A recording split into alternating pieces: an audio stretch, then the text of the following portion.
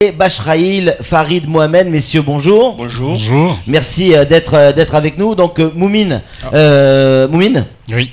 on rappelle que vous étiez déjà aux côtés de Mohamed Bakar à l'époque où il était président d'Anjouan en tant que secrétaire général. Tout à fait. Et vous avez quitté Anjouan également, mais en quoi ça? Tout à fait. Comment ça s'est passé? Eh ben, ça commence depuis 2007 déjà. Oui. Quand je suis venu à Mayotte en octobre 2007, il y a un décret qui est sorti de Sambi interdisant le déplacement La des autorités. la fameuse liste noire. Voilà, liste noire. Du coup, je suis resté à Mayotte pendant 4 mois, presque. Et je suis rentré à Anjouan par Kwassa.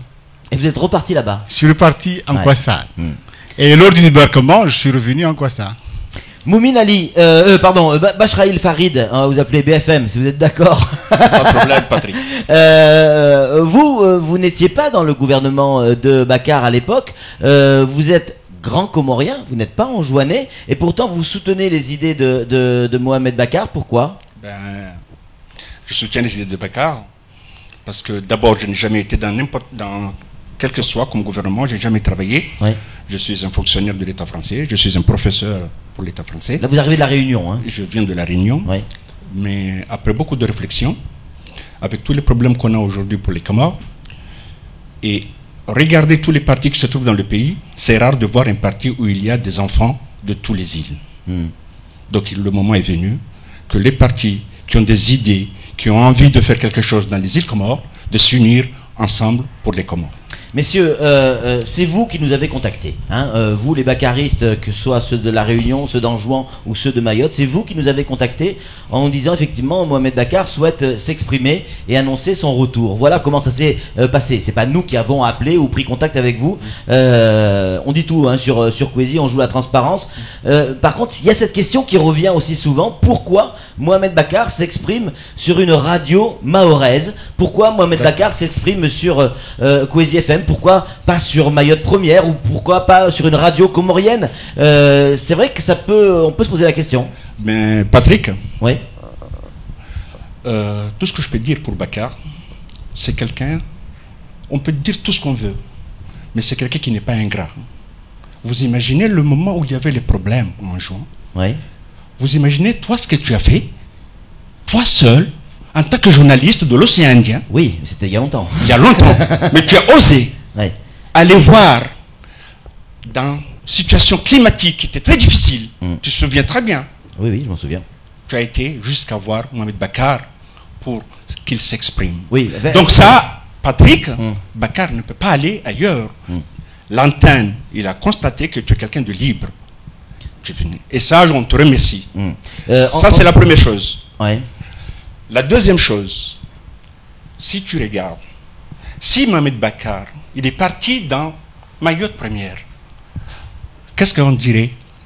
Théorie de complot. Parce que c'est télévision d'État. C'est la France qui a toujours la théorie des complots. On n'imagine pas. Vous imaginez ça? Donc Mohamed Bakar, il est venu ici parce qu'il n'est pas ingrat. Mohamed Bakar, il est venu s'expliquer ici parce que Télé Kwezi, c'est un télé libre. Voilà. En tout cas, il n'y a Je pas de vais juste manipulation. ajouter- Et là, que les choses soient très claires aussi, on va vous donner évidemment la parole, Moumine, mais il n'y a pas du tout de manipulation, il n'y a pas ni quoi que ce soit. On a posé les questions qu'on voulait, on nous a, enfin voilà, on nous a imposé quoi que ce soit, hein, on nous a rien imposé. Tout à fait. En fait, je veux dire que votre radio est une radio régionale, télé régionale. Donc, le message que nous lançons ici sera écouté et à La Réunion, à Mayotte et aux Comores. Et nous avons préféré cette liberté de s'exprimer par rapport à d'autres radios. Voilà. Samuel Bocher, rédacteur en chef de France Mayotte Matin, a une question à vous poser, messieurs. Alors, on ne vous le cache pas, hein, juste après l'interview de Mohamed Bakar, il y a eu énormément de réactions, dont plusieurs étaient la même, c'est sur les murs à Anjouan, il est inscrit Sambi au secours. Pourquoi? Parce que la politique d'Ikililou ne marche pas. En ayant entendu aujourd'hui Mohamed Bakar, la réaction a été de dire Bakar revient, Sambi dehors. Qu'est-ce que ça vous inspire? Je ne suis pas du tout surpris de cette attitude des Anjouanais, parce que j'y étais à 3 reprises, même 4. Le peuple souffre à Anjouan. Ils ont eu beaucoup d'espoir sur Sambi, des espoirs déçus. La suite avec Ikililou, des espoirs déçus. Donc c'est la misère à Anjouan. vous voyez le nombre de Kwassa qui se multiplie de jour en jour parce qu'il y a la misère. Donc, leur espoir, c'est Mohamed Bakar. Vous l'avez régulièrement au téléphone? Comment ça se passe depuis qu'il est au Bénin? Il discute avec vous régulièrement? Vous l'avez au téléphone? Tout à fait. Régulièrement, on discute avec lui. Lorsque nous, on a des réunions de concertation, parce qu'on est là, on discute, pour informer et la population et la communauté internationale sur ce qui s'est passé. C'est l'effort que nous avons fait pendant quelques années. Et là, je pense que les gens ont compris ce qui s'est passé en juin, parce qu'il y a des vérités qui n'ont pas été dites jusqu'à maintenant. Et nous pensons que l'occasion viendra pour que on clarifie ce qui s'est passé en juin, qui a fait quoi. Et là, nous sommes prêts à nous soumettre devant les juridictions si c'est possible. Je peux ajouter quelque chose par rapport... Je vous en prie, dans le micro. Merci. Par rapport à la vérité.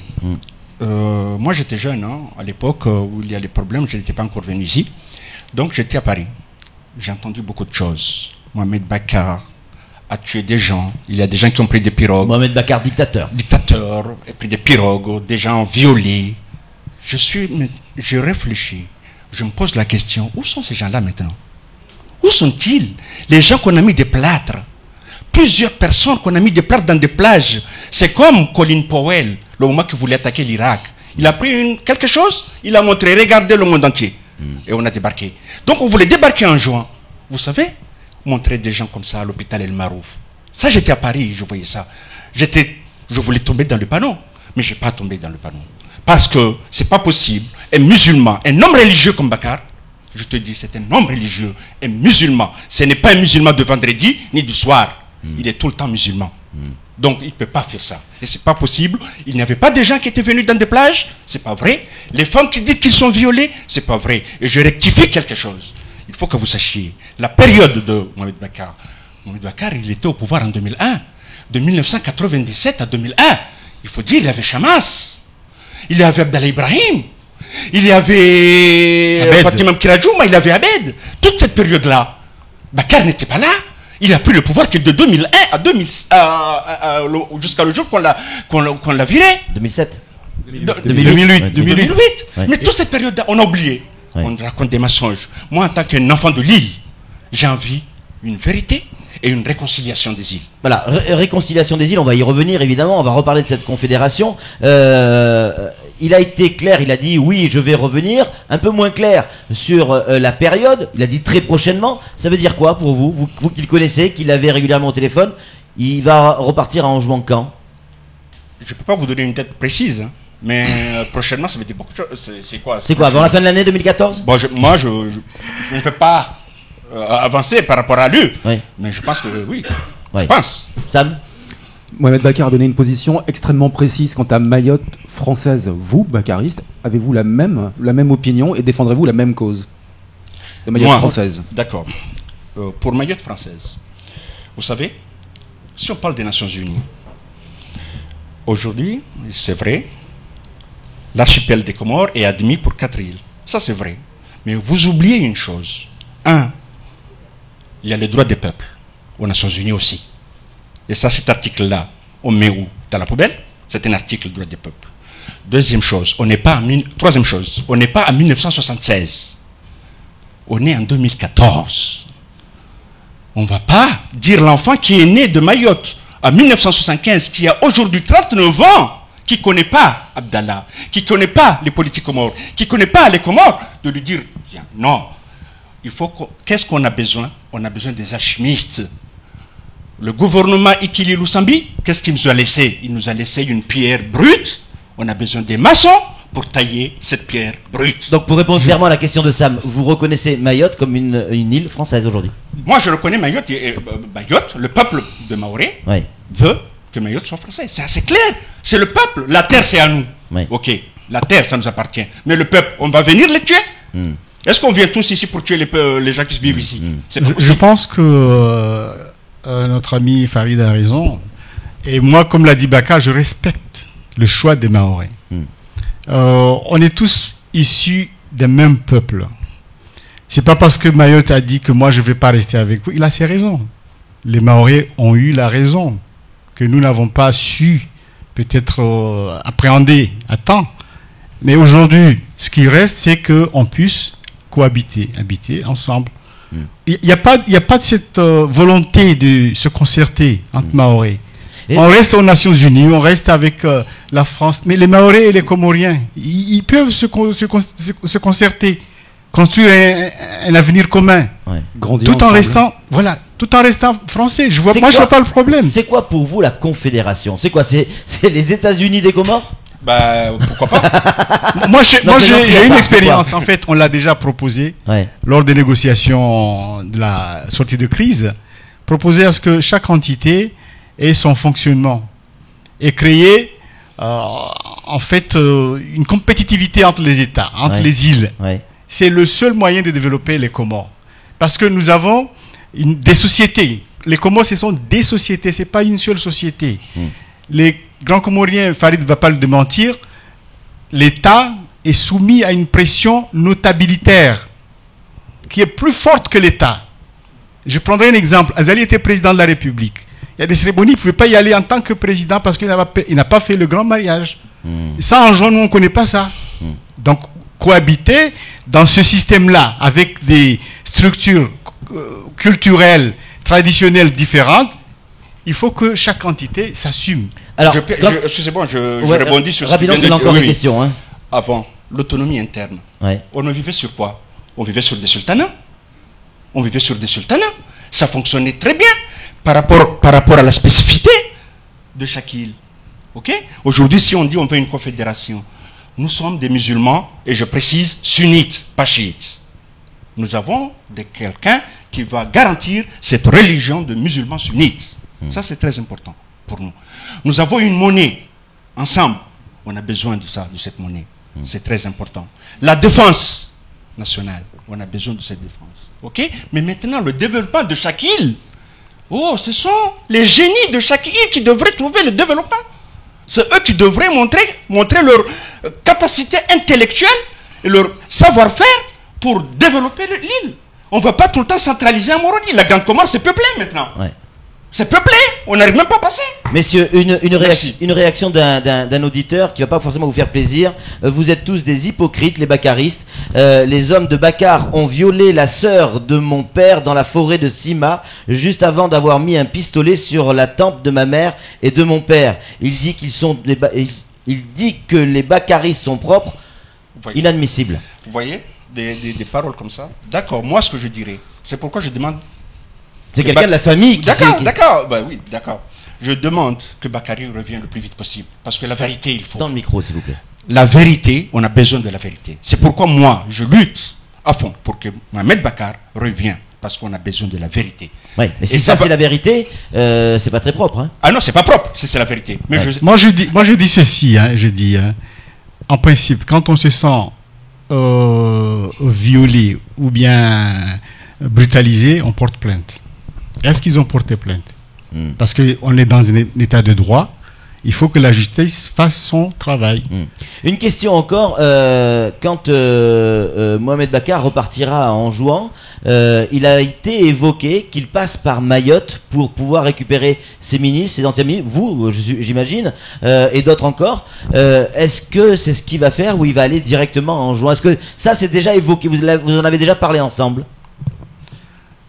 Dans la discussion, on ne l'a pas encore évoqué, Oui. mais tous sont prêts pour partir en jouant avec lui. Ça peut faire peur hein, que Bakar passe par Mayotte. Quand on se rappelle les émeutes qu'il y a eu en 2008, on se dit aïe aïe aïe, si il passe par Mayotte, on va encore se retrouver dans un contexte un peu compliqué. Je ne le pense pas, parce Pourquoi? que nous, on est là depuis, on n'a jamais été agressé. Oui. Parce que c'était une époque où il y avait encore la tension avec les rumeurs, avec les mensonges. Et maintenant, les gens ont compris qu'il y a eu manipulation. Je crois que la population est sereine.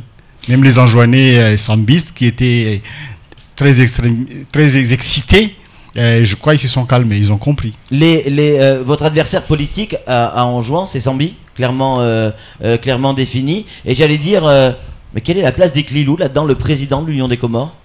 Moi, je pense que c'est un système. Hein, c'est pas Ekilou, c'est pas Sambi, c'est le système qui est mis en place.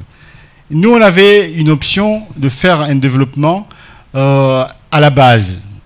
Et là, on voit que des riches qui sont là, qui se partagent un peu le pognon. Non, donc, ils sont tous pareils. D'ailleurs, Sambi et Ekilou, c'est pareil. Hein. Pour vous, c'est la même chose? C'est la même chose. Vous n'avez pas senti une évolution? Non, pas du tout. Non. Pas du tout. Je prends l'exemple. Quand Sambi dit que Kombo-Ayuba a été tué, il sait pourquoi. Il n'a pas su qui l'a tué, mais il sait pourquoi il a été tué. Il n'a jamais été interrogé pour s'expliquer devant la justice. Dernière question, et ça intéresse tout Mayotte, évidemment. Si, imaginons que Bakar revienne au pouvoir à Anjouan, comment vous, en tant que politicien, vous réglerez le problème de l'immigration, si selon vous c'en est un?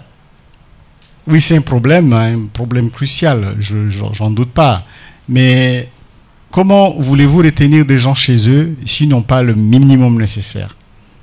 Les gens qui viennent ici, ils n'ont pas à manger, ils n'ont pas de travail, ils n'ont pas d'éducation, ils n'ont pas de soins. Alors, qu'est-ce que vous allez faire si vous êtes au pouvoir?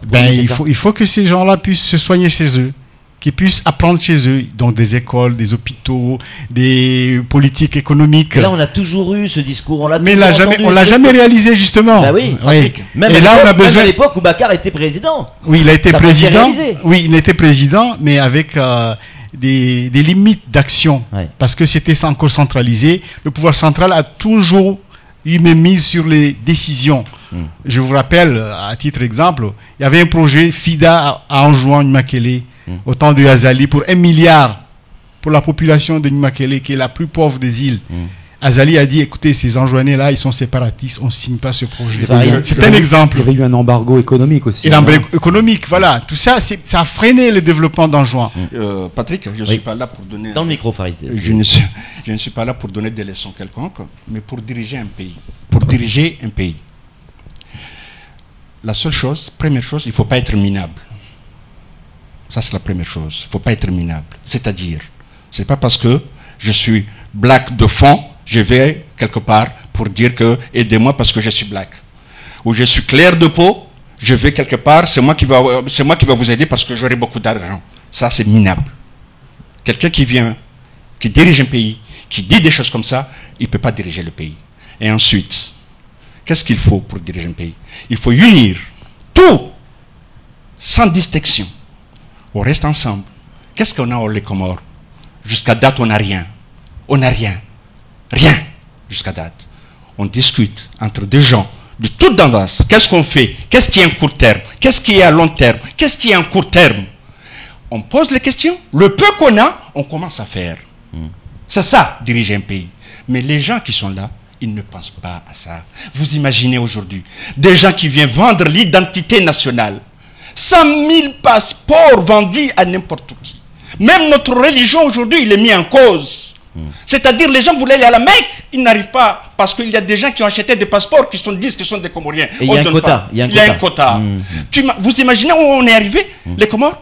C'est grave. Même la religion musulmane, notre religion qu'on aime tous, ne respecte pas. Ne respecte pas. Ça devient très grave. Merci messieurs d'être venus sur ce plateau. Alors pour mémoire, hein, pour ceux qui pensent que on facilite la parole aux bakaristes, souvenez-vous, on est allé également aux Comores il y a peu de temps, rencontrer le numéro 2, puisqu'on avait rencontré monsieur Boléro, on a voulu rencontrer monsieur Iklilou, on n'a pas pu, on nous a confié monsieur Boléro, et quant aux invitations pour interroger monsieur Sambi, on doit être à peu près à une grosse centaine d'invitations, soit par téléphone, soit même pour nous aller directement là-bas à Anjouan ou aux Comores d'une manière générale, et des invitations toujours restées sans retour. Mais on en lance une nouvelle. C'est tout pour ce temps de parole, messieurs. Merci d'avoir répondu à nos questions. Merci de cette déclaration à Mohamed Bakar. C'était sur Kwezi FM. Allez, c'est fini pour ce temps de parole. Tout de suite, la suite de nos programmes, le journal en maoré et la pub, le journal en maoré, et on retrouve la fine équipe de la matinale. À tout de suite.